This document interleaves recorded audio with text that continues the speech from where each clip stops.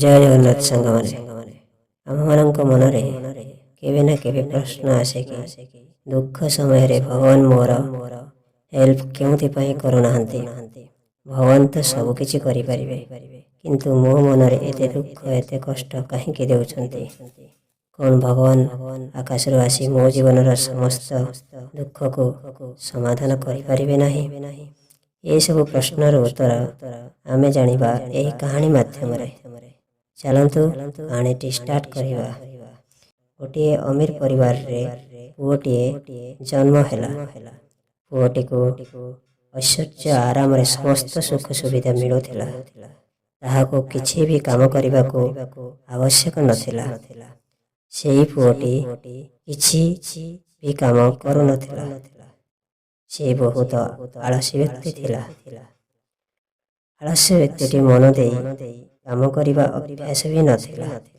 ତାହାର ବାପ ତାହାକୁ ବହୁତ ବୁଝାଇଲେ, କିନ୍ତୁ ତାହାର ମନ କେବଳ ଖାଇବା ଓ ଶୋଇବାରେ ବ୍ୟତୀତ କରୁଥିଲା। ଦିନେ ତାହାର ବାପାଙ୍କର ମୃତ୍ୟୁ ହୋଇଗଲା। ତାହା ପୂର୍ବରୁ ତାହାର ମାଆର ଦେହାନ୍ତ ହୋଇଯାଇଥିଲେ। ତାହାର ଭାଇମାନେ ଏହା କହି ତାହାକୁ ଘରୁ ବାହାର କରିଦେଲେ କି ସେ କିଛି କାମ କରୁନାହିଁ, ସେ ବହୁତ ଅଳସୁଆ। ଆମେମାନେ ଜୀବନ ସାରା ତାହାକୁ କେତେଦିନ ଖାଇବାକୁ ଦେଇପାରିବୁ? ବ୍ୟକ୍ତିଟି ସମ୍ପୂର୍ଣ୍ଣ ରୂପେ ଭାଙ୍ଗି ଯାଇଥିଲା ଓ ମନ ମଧ୍ୟରେ ବହୁତ ଉଦାସ ଥିଲା। ବାପାକୁ ହରାଇବାର ଦୁଃଖ ଏପର୍ଯ୍ୟନ୍ତ ସରିନାହିଁ କି ତାହାକୁ ଘରୁ ବାହାର କରିଦେଲେ। ସେ ଘରୁ ବାହାରିଗଲା କୌଣସି ଏକ ଅଜଣା ସ୍ଥାନକୁ। ରାସ୍ତାରେ ଚାଲୁ ଚାଲୁ ତାହାକୁ ବହୁତ ଜୋରରେ ଭୋକ ଲାଗୁଥାଏ। ସେହି ବ୍ୟକ୍ତି ଗୋଟିଏ ଆମ୍ବ ବଗିଚାରେ ପହଞ୍ଚିଲା। ଦେଖିଲା ବଗିଚାରେ କୌଣସି ବ୍ୟକ୍ତି ନାହାନ୍ତି। ବଗିଚାର ମାଳି ମଧ୍ୟ ଗୋଟିଏ ଗଛ ମୂଳରେ ଶୋଇ ପଡ଼ିଥାଏ। ତ ବ୍ୟକ୍ତିଟି ଆମ୍ବ ଗଛରୁ ଆମ୍ବ ଛିଡ଼ାଇ ଖାଇବା ଷ୍ଟାର୍ଟ କରିଦେଲା।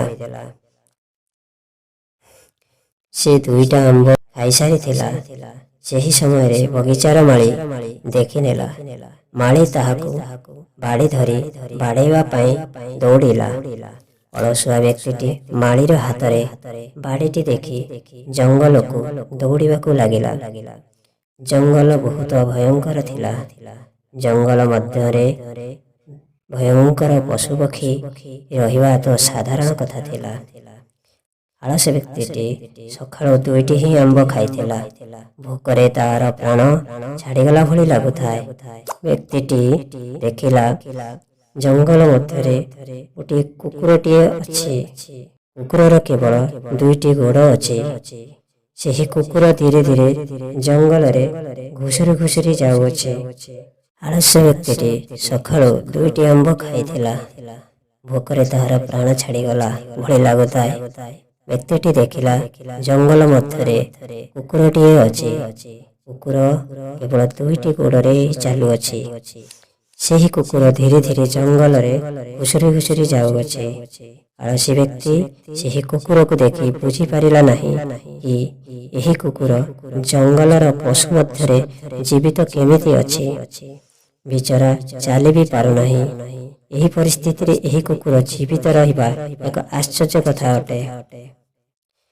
ଆଳସ୍ୟ ବ୍ୟକ୍ତି ଏହି କଥା ଭାବୁଥିଲା ଯେ ସେହି ସମୟରେ ଗୋଟିଏ ସିଂହର ଗର୍ଜନ ଶୁଭିଲା। ଏହି ଶବ୍ଦକୁ ଶୁଣି ବ୍ୟକ୍ତିଟି ବହୁତ ଜୋର ଡରିଗଲା। ବ୍ୟକ୍ତିଟି ଆଗକୁ ଦେଖିଲା ଗୋଟିଏ ସିଂହ ତାହାର ଆଗକୁ ଆସୁଅଛି। ଏହା ଦେଖି ବ୍ୟକ୍ତିଟି ଗୋଟିଏ ଗଛରେ ଚଢ଼ିଗଲା। ଗଛରେ ଚଢ଼ି ବ୍ୟକ୍ତିଟି ଦେଖିଲା ସେ ସିଂହଟି ଚାଲି ଚାଲି ସେହି କୁକୁର ନିକଟକୁ ଆସୁଅଛି। ସିଂହର ମୁହଁରେ ଖଣ୍ଡେ ମାଂସ ଟୁକୁଡ଼ା ଥିଲା। ସିଂହକୁ ଦେଖି ସମସ୍ତ ପଶୁ ଡରି ଜଙ୍ଗଲରେ ଲୁଚିଗଲେ, କିନ୍ତୁ ସେହି 2 ଗୋଡ଼ିଆ ଥିବା କୁକୁର ଲୁଚିବା ପାଇଁ ସକ୍ଷମ ନଥିଲା। କୁକୁରଟି ତ ଠିକ୍ ଭାବରେ ଚାଲି ପାରୁନଥିଲା, ଦୌଡ଼ିବା ତ ଦୂରର କଥା ଥିଲା। ବ୍ୟକ୍ତିଟି ଏହା ଦେଖି ଭଗବାନଙ୍କୁ ପ୍ରାର୍ଥନା କଲା କି ହେ ଭଗବାନ, ଏହି ବିଚରା କୁକୁରକୁ ବଞ୍ଚାଇ ଦିଅନ୍ତୁ।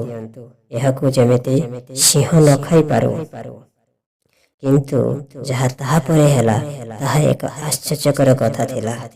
ସିଂହ ପାଖରେ ଯେଉଁ ମାଂସ ଟୁକୁଡ଼ା ଥିଲା ତାହା ସେହି 2 ଗୋଡ଼ିଆ କୁକୁର ପାଖରେ ରଖି ସିଂହ ଜଙ୍ଗଲକୁ ଚାଲିଗଲା। ଆଳସ୍ୟ ବ୍ୟକ୍ତି ଭଗବାନଙ୍କ ଚମତ୍କାରକୁ ଦେଖି ବହୁତ ଖୁସି ହୋଇଗଲା। ଆଳସ୍ୟ ବ୍ୟକ୍ତି ମନ ଭିତରେ ଭାବିବାକୁ ଲାଗିଲା କି ଯେ ସତ କଥା ଲୋକମାନେ କୁହନ୍ତି ଭଗବାନ ସବୁ କିଛି କରୁଛନ୍ତି। ଏହା ଭାବି ଆଳସ୍ୟ ବ୍ୟକ୍ତି ଭାବିବାକୁ ଲାଗିଲା, ମୋତେ ତ କିଛି କରିବାକୁ ପଡ଼ିବ ନାହିଁ। ଭଗବାନ ମୋତେ ଜନ୍ମ ଦେଇଛନ୍ତି ମାନେ ମୋ ବିଷୟରେ କିଛି ତ ଭଗବାନ ଭାବିଥିବେ ନିଶ୍ଚୟ। ଆଳସ୍ୟ ବ୍ୟକ୍ତିକୁ ଲାଗିଲା ତାହାକୁ ବହୁତ ବଡ଼ ଜ୍ଞାନ ପ୍ରାପ୍ତ ହୋଇଗଲା ବୋଲି। ସେ ଏହି କଥା ଭାବି ଭାବି ଗୋଟିଏ ଗଛ ମୂଳରେ ବସିଲା। ଭାବିଲା ଭଗବାନ ମୋ ପାଇଁ ଭୋଜନ ମଧ୍ୟ ଯୋଗାଡ଼ କରିଦେବେ। କିଛି ଘଣ୍ଟା ଅତିବାହିତ ହୋଇଗଲା। ଭଗବାନ କାହାରିକୁ ପଠାଇଲେ ନାହିଁ। ଆଳସ୍ୟ ବ୍ୟକ୍ତିଟି ନଜର ବାରମ୍ବାର ସେହି ବ୍ୟକ୍ତିକୁ ଖୋଜୁଥାଏ କି ଯେଉଁ ବ୍ୟକ୍ତିକୁ ଭଗବାନ ତାହା ପାଇଁ ଖାଦ୍ୟ ପଠାଇଥିବେ, ତାହାକୁ ଭୋଜନ ଖୁଆଇବା ପାଇଁ, କିନ୍ତୁ କେହି ସେଠାକୁ ଆସିଲେ ନାହିଁ। ଆଳସ୍ୟ ବ୍ୟକ୍ତି ଅପେକ୍ଷା କରି କରି ସମ୍ପୂର୍ଣ୍ଣ ରାତ୍ରି ବିତିଗଲା, କିନ୍ତୁ କୌଣସି ବ୍ୟକ୍ତି ସେଠାରେ ଆସିଲେ ନାହିଁ। ଆଳସ୍ୟ ବ୍ୟକ୍ତି କେତେ ସମୟ ବା ଅପେକ୍ଷା କରିଥାନ୍ତା।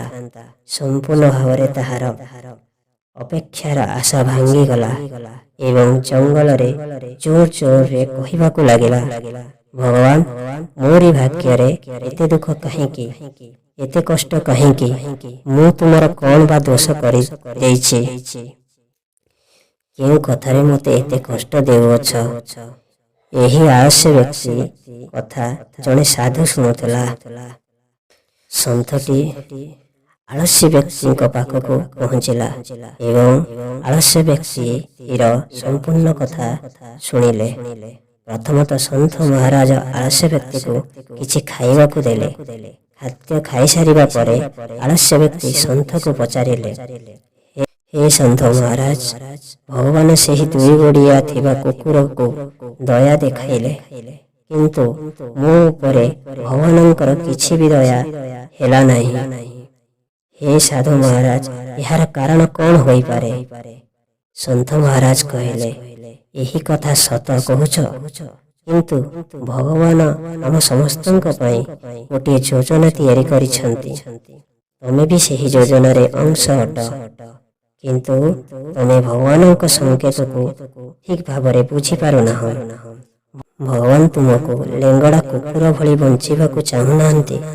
ଭଗବାନ ଚାହୁଁଛନ୍ତି ତମେ ସିଂହ ଭଳି ଜୀବନଯାପନ କର। ଯେମିତି ସେହି ଲଙ୍ଗଳା କୁକୁରକୁ ସାହାଯ୍ୟ କଲା, ତାହାକୁ ଖାଦ୍ୟ ଖୁଆଇ ଦେଲା। ସାଙ୍ଗମାନେ, ସତ ଏହା ହିଁ ଅଟେ। ଭଗବାନ ତାହାକୁ ସାହାଯ୍ୟ କରନ୍ତି ଯିଏ ନିଜେ ନିଜକୁ ସାହାଯ୍ୟ କରେ। ଶ୍ରୀକୃଷ୍ଣ ଭଗବତ୍ ଗୀତାରେ କହିଛନ୍ତି, କର୍ମ ନ କରିବା ଠାରୁ କର୍ମ କରିବା ଶ୍ରେଷ୍ଠ ଅଟେ। ଗଳ୍ପଟି ଏଠି ସମାପ୍ତ ହେଲା। ଆଶା କରେ ଆପଣମାନଙ୍କୁ ଏହି ଗଳ୍ପଟି ବହୁତ ଭଲ ଲାଗିଥିବ। ଜୟ ଜଗନ୍ନାଥ। ଆପଣମାନେ ପ୍ଲିଜ୍ ଗଳ୍ପରେ କମେଣ୍ଟ କରନ୍ତୁ ଯେ ଗଳ୍ପଟି ଆଉ କେମିତି ହେଲେ ବା ଆପଣମାନଙ୍କୁ ଆଉ କେମିତି ହେଲେ ଠିକ୍ ଲାଗିବ, କମେଣ୍ଟ ମାଧ୍ୟମରେ ଜଣାନ୍ତୁ। ଜୟ ଜଗନ୍ନାଥ ସାଙ୍ଗମାନେ, ରହୁଛି।